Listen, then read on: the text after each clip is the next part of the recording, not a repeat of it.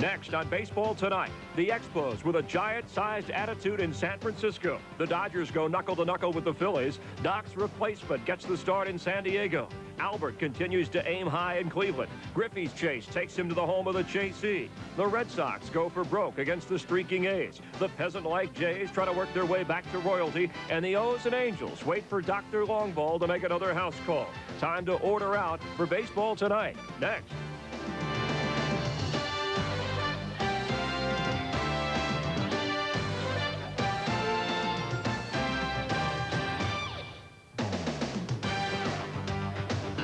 Hi, how are you? I'm Chris Myers, and thanks for waiting up for us. Actually, me. Jim Cott couldn't make it. He was rollerblading with Bombo Rivera. But we'll show you all the games from tonight. First of those in progress, and the Phillies went west and won with West last night, shutting out the NL West leaders. The Dodgers had their 11-game home run string snapped, and before Fernando Valenzuela faces Oral Hershiser on Sunday, matching two former Dodgers Cy Young Award winners for the first time, Tom Candiotti faced Paul Quantrill tonight at Dodger Stadium. Sean Bosky with a viral infection couldn't make his start. Bottom of the first, Henry Rodriguez. It's up there, it's out there. Eisenreich is back there, and it's in there for a double. Brett Butler scores. Dodgers up 1-0. Next batter, Dave Hansen, playing third base tonight for Tim Wallach, and he gets Rodriguez in. Dodgers up 2-0. Then it's a 2-1 lead in the bottom of the fifth. Andy Carter has come on for Quantrill. Rodriguez striking again and striking big. His sixth homer of the year, a two-run homer, giving Los Angeles the 4-1 lead they have added to that. Rodriguez, ironically, a couple of hits in the game. He's driven in 3. He got more playing time earlier this season, of course, when Daryl Strawberry failed to come through for the Dodgers. More on Strawberry later in this program as Dave Hansen, 2 hits in the game. Tom Candiotti still in there for Los Angeles. We'll update this throughout the show. Expos and Giants at the stick. Matt Williams didn't start. He had a strained hip flexor. Don't know exactly what that is, but it kept him out of the game. He later would pinch hit. Mike Lansing hits it big time to left. His 4th homer of the season. Ties the game at 4 off Bud Black. Then Sean Berry, and that's gone. Will Cordero homered. Moises Alou homered. Expos hit 5. Felipe Alou said he's never seen this group of guys swing the bats this well. 6-4 Expos, bottom of the 8th. Mark Carrion, who will be affected by Strawberry's return eventually to the Giant outfield, hits a homer off Ken Hill. That ties the game at 6. In the 7th with 2 on, Lenny Webster. One more. Big blast for Montreal. This coming off Mike Jackson, who was activated today. 10-6 Expos. Bottom of the 8th now. Mel Rojas on. Darren Lewis at first. John Patterson toward right. His 3rd homer, and the Expos hanging to a 10-8 lead. You think that was steamy? Watch Barry Bonds on Mel Rojas's pitch. Barry just talking at this point, but everybody else got into it. Darren Lewis needed to be held back. And Mel Rojas in the brawl actually punched Bob Brentley, the Giant coach, right there as he left with a bloody face. Webster said that, hey, Bonds didn't really mean for the brawl to start. He was just talking a little trash. Bottom of the 9th, Matt Williams on the pinch hit, and Wetland finishes him off. Ken Hill going 6, giving up 6, but wins his 12th. The Expos had a club record 37 homers in June. They now have 7 the first 2 days of July. Braves and Marlins in Miami now, and at Joe Robbie. I don't know why, but I think of Howie Mandel when I see that. Terry Matthews pitching for the Marlins. Fred McGriff, the crime dog, takes a bite out of this pitch. 2nd homer in the last 2 nights. His 21st of the year. Then they had a rain delay for about a half hour. It did not affect Greg Maddux. Santiago caught looking. Brett Barbary frozen. Kurt Abbott, he just got nothing and how to like it. 4 in a row for Maddux. Leo Mazzoni says, yeah, that's what we expect from him. 1 out of the 4th for the Braves, and Ryan Klesko, one of Atlanta's rookies, coming through. It's 2-0, and then Greg Colburn trying to do something for the Marlins. Lemke having an all-star year helps Atlanta turn the double play. Maddux 41-2 when given a 4-run lead. The Braves cool off the Marlins 5-0 as Maddux goes 7 innings with 5 strikeouts and just 2 walks. McGriff had 3 hits in the game. He's 1 shy of his 250th career home run. Well, the Rangers started Roger Pavlik tonight with the hope that some of the mechanical retooling they did would help his cross-body delivery. There's not much that can help his shoulder problems, which are believed to be further strained by those mechanics. Pavlik just off the DL, making his first start since June 11th, facing the Tigers at the ballpark in Arlington. Kevin Kennedy was a little upset because Pavlik had control problems. Bases loaded, and this a wild pitch. Tony Phillips in to make it 1-0. Who's he going to go to in the bullpen? First inning, Pavlik still in there. Tettleton down the line. A 2-run double. Whitaker and Fryman are in. Pavlik threw 40 pitches in 1 inning. Mike Moore had it working the other way. Strikes out Jeff Fry. Chris James caught looking. Moore gave up just 1 hit through the first 5 innings. In the 4th inning, Oddibe McDowell up, and the ball hits up Al Clark in the throat. Clark did remain in the game briefly, later replaced behind the plate by Dan Morrison. Then in the 9th inning, Jose Canseco. He is Rico Suave, his 24th homer on his 30th birthday. And his brother, his twin brother, Ozzie Canseco, also homered tonight at AAA ball in New Orleans. So the twin Cansecos doing the ding thing. But the Tigers win the game over Roger Pavlik. That has to be frustrating for Kevin Kennedy and the Ranger hopes as Mike Moore picks up the victory going the distance. Twins and Indians at Jacobs Field. Cleveland fans with a high opinion of Albert Bell, and why not? He hits him high off Eddie Gargano. Up, out, gone. 24th homer of the season. A 2-run shot. Does a little skip around the bases. Some pitcher at some point might take offense to that. Charles Nagy had it working, getting Scott Leyes. Winfield the hot shot. Vizquel. Can he get him? Yes, he can. Indians pounding the Twins as Nagy gets it done. The 3rd complete game for an Indian starter. Albert Bell has homered now in 6 of his last 8. Baerga had 3 hits and drove in 3 for Cleveland. You can see the Twins and the Indians on ESPN tomorrow night. Kirby Puckett, Albert Bell, just a couple of the headline acts at 8 Eastern, 5 Pacific. On to the act in Chicago. Brewers and White Sox, and Alex Fernandez, kind of a Perrier kind of pitcher. Cal Eldred in trouble. 3rd inning, 2-0. Frank Thomas. Alex Diaz back on it in the big hurt. Keeps it in the park, ends up with a double. Next batter, Julio Franco. Tough tandem with him in the lineup this year in that cleanup spot.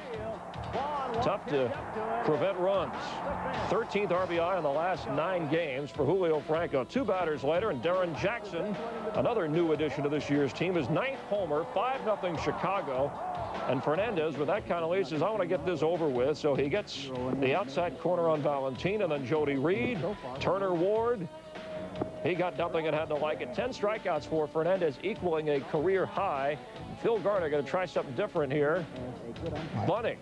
But Fernandez all over that to get Diaz in the out.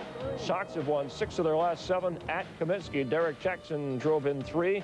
Cal Eldred now with his 8th loss of the season. No walks in that game for Alex Fernandez. When baseball tonight continues, a blast from the past as we look back to 1987, the last time we had an offensive explosion, and compare some of those players then with today's. And at Fenway today, our baseball quickie quiz tonight. Take a look at who damaged this window near the ballpark in Boston. Was it Mo Vaughn, Dawson, Brunansky? Did Butch Hobson throw it at the window?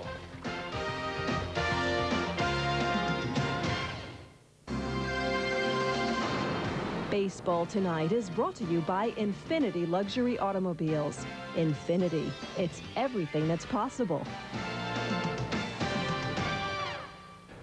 Sometimes you are because who you are, and that's what you are, and something like that. You can get by without your A material sometimes. Even David Letterman will admit to that. Jimmy Key was trying to do that against Seattle. The Yankee ace had an 11-game winning streak going and said at times that he's been able to survive with mediocre stuff. Kind of like this lead-in.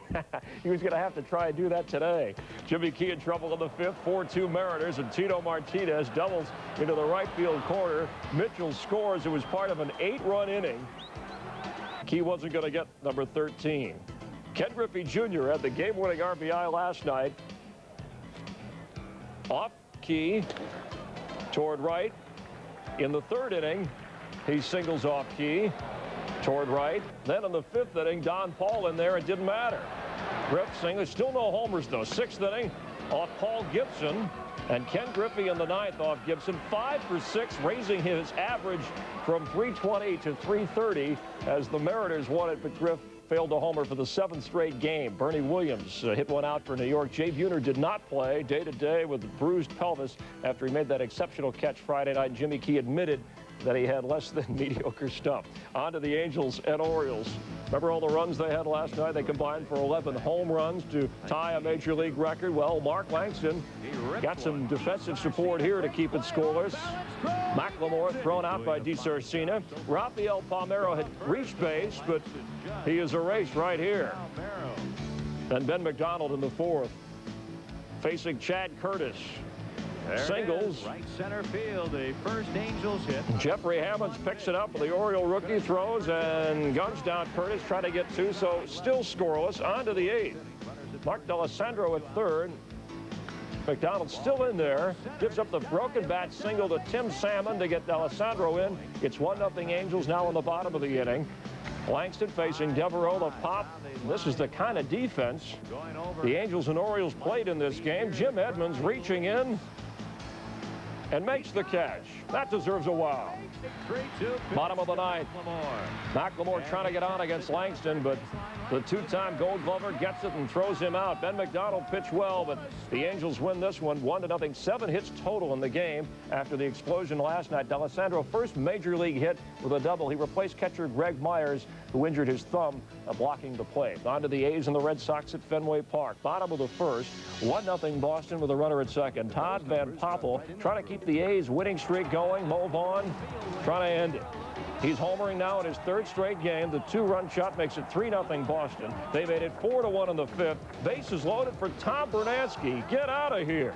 7th career grand slam, and watch where this thing goes. Out of Fenway Park, hits a car parked out, as we told Peter Gammons not to park there.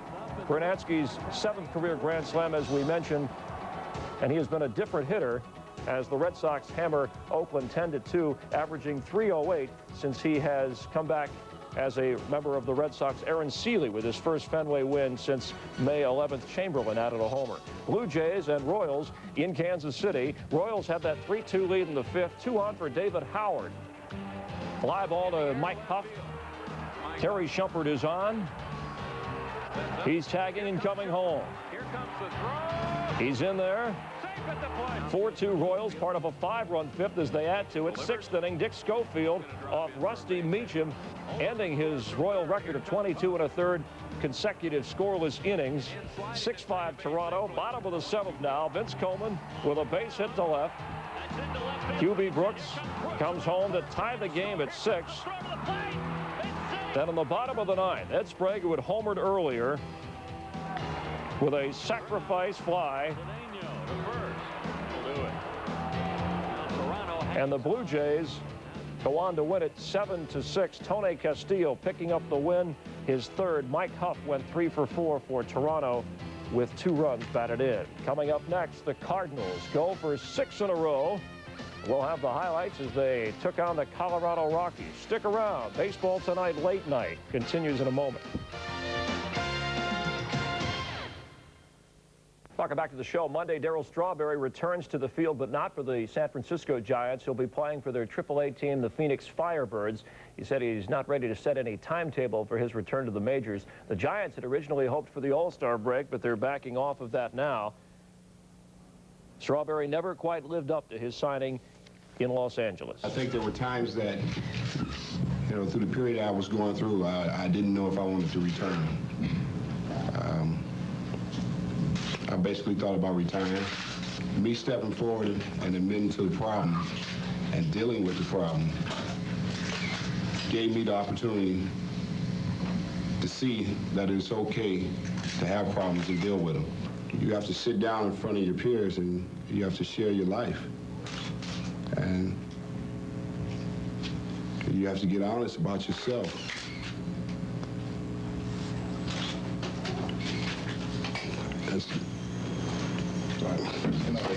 All right, that's good. Good. Thanks. Okay. One of the key reasons Strawberry said he signed with the Giants was his friendship with Dusty Baker.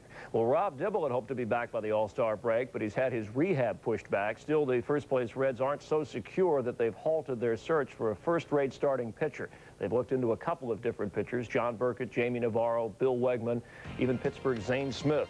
Pirates hosting the Reds. Eric Hansen pitching for Cincinnati tonight. Dave Clark gets all of this one. 7th home run of the season on the 12th straight game that the Bucks have homered in. That equals a club record, 1-0. Third inning, Steve Cook with a wild pitch. Jacob Brumfield coming in, tying the game at 1. 3 batters later, Reggie Sanders up with a man on. Singles to center. Tony Fernandez comes home. He's hit the ball a little better since another Sanders arrived in town. Still in the third, 3-1 Reds. Brett Boone up with Hal Morris on. And Brett delivers. Old friend from baseball tonight, Ray Knight, waving him home. Andy Van Slyke guns him down. Then in the 8th inning, with the Reds up 6-2, Mark Dewey facing Brett Boone with the bases loaded, and look out. Reds go up 7-2 as the run scores and win it 8-2. Reggie Sanders 4 for 4. Tony Fernandez had 4 hits as well. Jacob Brumfield had 3 hits in Cincinnati's win. Cubs and Astros in Houston. First major league appearance in right field for Jeff Bagwell. We've seen this appearance quite a bit. His 26th homer of the season. This coming off Willie Banks. 2-0 Astros. It was 4-3 in the 9th. A man on. Sean Dunston towards center. It gets through. Jose Hernandez coming home. Brian Hunter has some trouble. The throw goes into the dugout. And the Cubs are excited about that because Hernandez is in to tie it. Then bottom of the 9th, 2 out. Andy Stankiewicz at third. Craig Biggio with a fly ball toward left. That's deep. And Derek May can't come down with it. Stankiewicz, who they call Dr. Galowiecki in Houston, I guess, because of the similarity, because between that guy and the commercial, comes home with a winning run, and the Astros win it 5-4. John Hudek blew his first save in 13 appearances. Rockies and red-hot Cardinals in Houston. 4-0 Cards. Ray Langford 2 for 2 in the game. Let's make it 3 for 3. It was a 5-0 advantage. Then in the 7th, 5-2 Cards. Runners at first and second. Dante Bichette pinch hitting and tags Rich Rodriguez for a 3-run homer to tie it at 5. Rodriguez allowing 5 runs without getting an out. That's not good. Still in the 7th. Men on first and second. Galarraga up the middle. Here comes Walt Weiss. And the Rockies go on to win it 7-5. Mike Kingery had 3 hits. Charlie Hayes 3 for 4 and drove in a run. Bichette 16 runs batted in his last 13 games. The Mets and Padres. This one in progress in San Diego. Jason Hockamy making his major league debut for New York. Tough start here as Biff Roberts has been a quality hitter for San Diego this year. Orsolak can't get to it. It's a Biff double. Craig Shipley puts runners on the corners. And the top hitter, Tony Gwynn, is up. Says to the rookie, look out, as Andy Ashby gets Jose Vizcaino, and the Padres have that 4-0 lead in the 8th inning. Gwynn is 3 for 3, 3 runs batted in, so he's now batting .394. Already 8 strikeouts in the game for Ashby. When baseball tonight continues, what do Greg Brock, Tim Tuffle, Larry Sheets, Chris Gomez, and Rusty Greer have in common? Well, you'll have to stay tuned to find out, and I hope you will.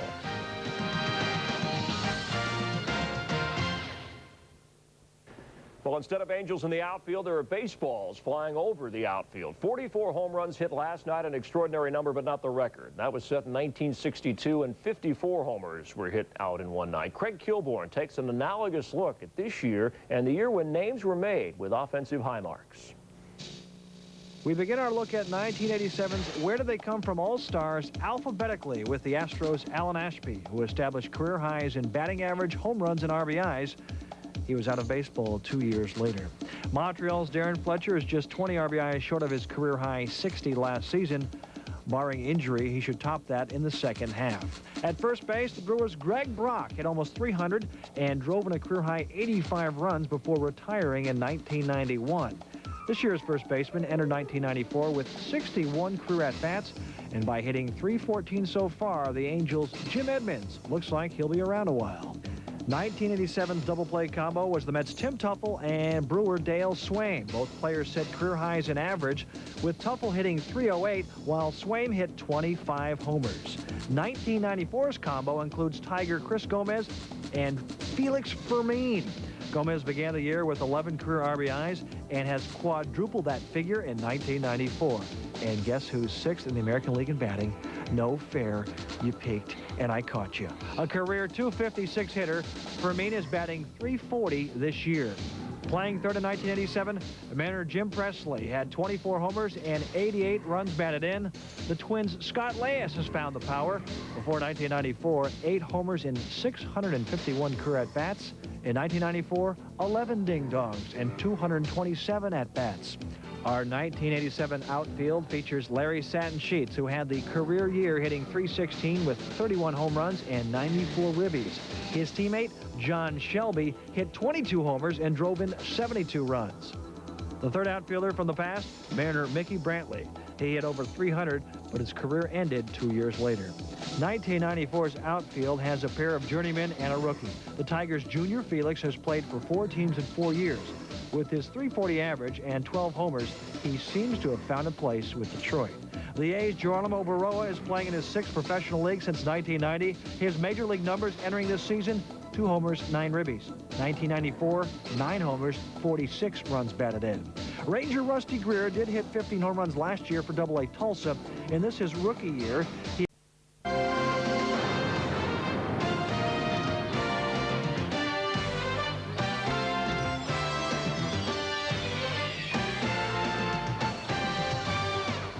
Next on Baseball Tonight, the Expos with a Giant-sized attitude in San Francisco. The Dodgers go knuckle-to-knuckle with the Phillies. Doc's replacement gets the start in San Diego.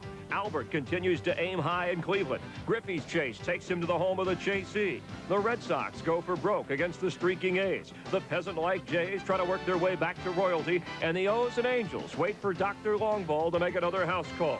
Time to order out for Baseball Tonight. Next.